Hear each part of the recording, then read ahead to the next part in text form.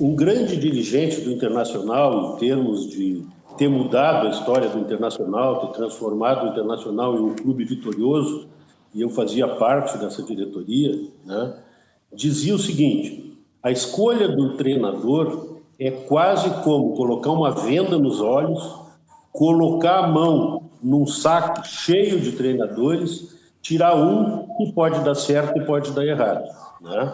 Então, o treinador, né, que é cercado de uma série de aspectos subjetivos dentro do vestiário, no comando dos demais jogadores, na aceitação pelos jogadores, né?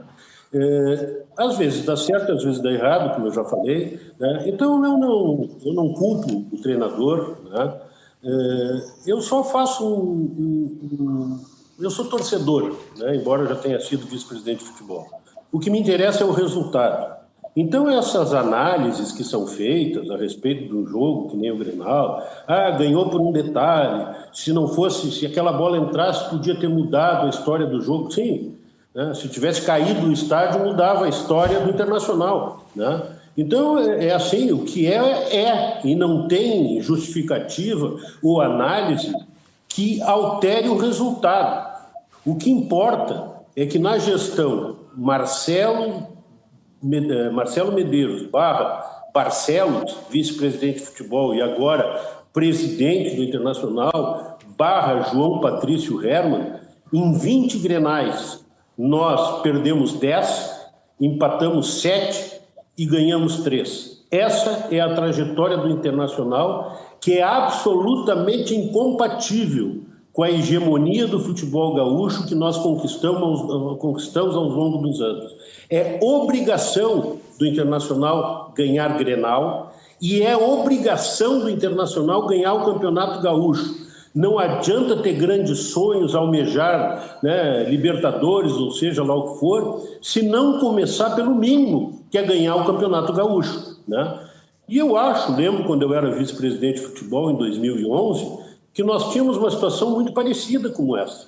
Um primeiro Grenal jogado no estádio Beira-Rio, né, em que nós saímos em desvantagem para o segundo, e o Renato dizia que ia ser campeão gaúcho porque o seu grupo era um grupo vencedor, né, e nós conseguimos, apesar da vantagem, sair do estádio Olímpico carregando a taça. Foi um grande Grenal, onde os jogadores jogaram com muita vontade de vencer. Então, esse eu acho que é o papel do treinador, é o papel dos dirigentes do Internacional, né, para que mude, que coloque, que contamine o grupo com essa vontade de ganhar, né? E isso é um papel que compete aos dirigentes.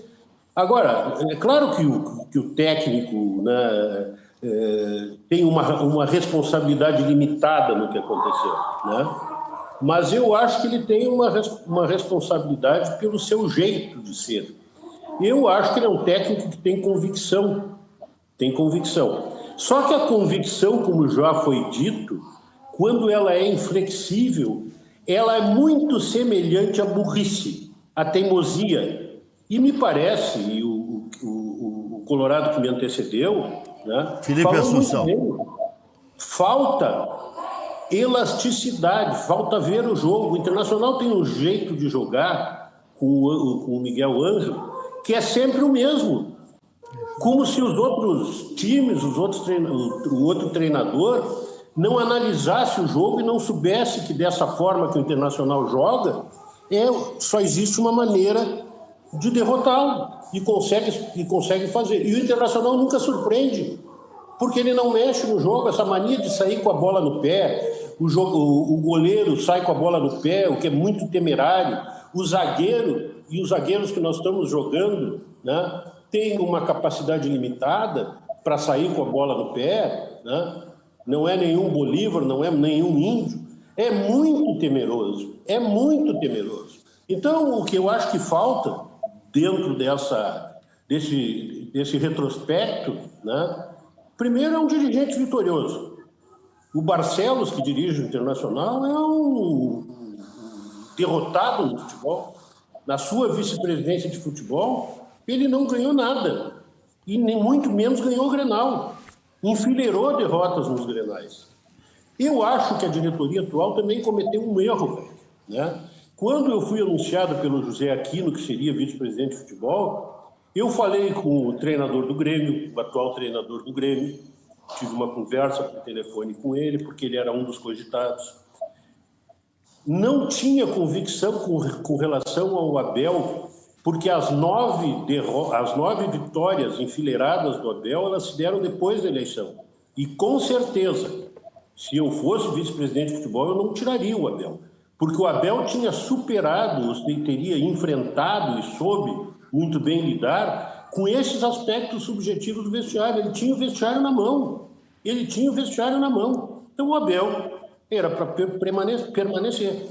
E ele, ao contrário do Cudê, ele fez um feijão com arroz muito bom. Porque se tu abre a tua despensa e tem arroz e feijão, né, não adianta tu querer fazer um prato francês, querer inventar, fazer alguma outra coisa, porque tu tem arroz e feijão. E nós temos um plantel limitado. Então, vir para cá sob a pecha de moderno, de que joga o futebol moderno, que se joga na Europa, que arma o time dessa forma, né? Só é possível se tu tiver um plantel capacitado tecnicamente. Nós não temos. Foi exatamente o que o Abel fez.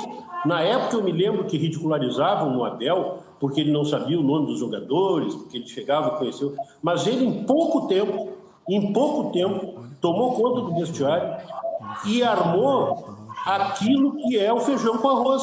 Bem, tanto que nós disputamos até o final o Campeonato Brasileiro, graças ao Abel. E o único Grenal que ganhamos nesse período, ganhamos graças ao Abel.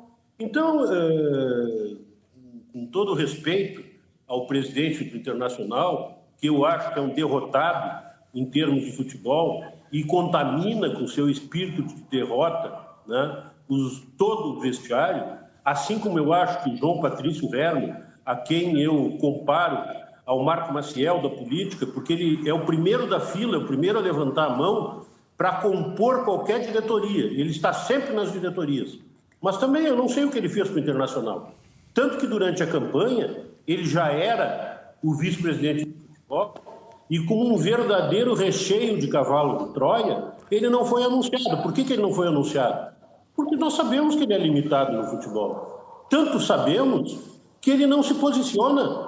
Ele tem que vir a público. Ele tem que dar apoio e dar alguma esperança ao torcedor. E isso não está acontecendo. Então, eu quero que o Internacional seja campeão gaúcho, mas eu te confesso que não sou esperançoso.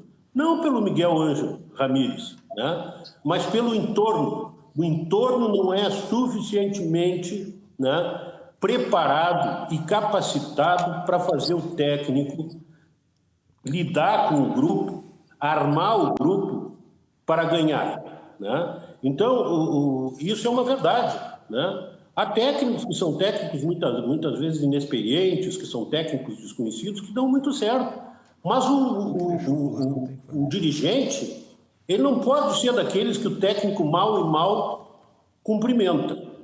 Para aqueles que defendem e que dizem que o Miguel Ângelo Ramírez não tem responsabilidade, eu lembro que nessa última campanha, né, para a presidência do Inter, em que eu acompanhava o Aquino, eu conversei com o Tinga, que é um amigo, trabalhou comigo, né, é uma pessoa, um ser humano de muita responsabilidade, e ele não se furtou de uma conversa conosco antes do resultado da eleição, né? E o Tinga me chamou a atenção, quando nós falávamos em possibilidade de técnicos, por uma coisa que eu vivi no Internacional. Porque eu vivi isso quando trabalhei com o Fossati, ou quando o Fossati trabalhou comigo, né? Ele me relembrou, doutor, o técnico estrangeiro, ele tem uma desconfiança muito grande com relação ao clube, à estrutura pré-existente.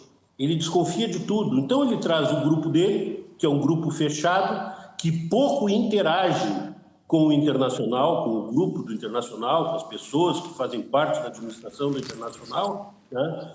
E isso é nocivo para um vestiário que se quer, né? Então, outra coisa, né? Que dê a base do Internacional.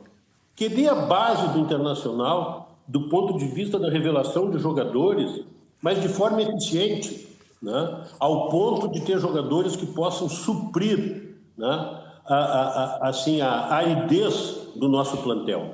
E nós só temos aridez no plantel porque as finanças do Internacional são caóticas, né? É triste de ver a situação financeira do Internacional. Bem, tem pandemia no meio, né? Tem dívidas que são anteriores, mas também tem a digital do atual presidente do Internacional, o Barcelos, porque antes de cuidar do futebol, ele foi responsável pelas finanças do Internacional. E a única coisa que fez foi agravar ainda mais o déficit e depois, como vice-presidente de futebol, realizar contratações e renovações de contratos absolutamente lesivas à saúde financeira do Internacional. Então, essa é a história real. É claro que o jogo podia ser diferente. Bastava ganhar, bastava fazer gol, né? Para o jogo ser diferente. Se ele jogou igual ao Grêmio, se não teve supremacia tática, se não teve supremacia técnica, o que me interessa é que o Grêmio, que saiu perdendo, lamentavelmente soube se recuperar e saiu vitorioso do estádio Beira-Rio. Essa é a história que entra para a estatística, né? O resto, se o jogador tal está jogando melhor, não está jogando melhor, isso é para consumo interno. Isso não consola o nosso torcedor que está cansado de ver o Internacional derrotado, né? O único lapso que nós tivemos nessa história toda foi a época, o período curto do Abel, onde nós, de alguma forma, voltamos a disputar grandes títulos e, graças a ele, é que nós estamos na Libertadores.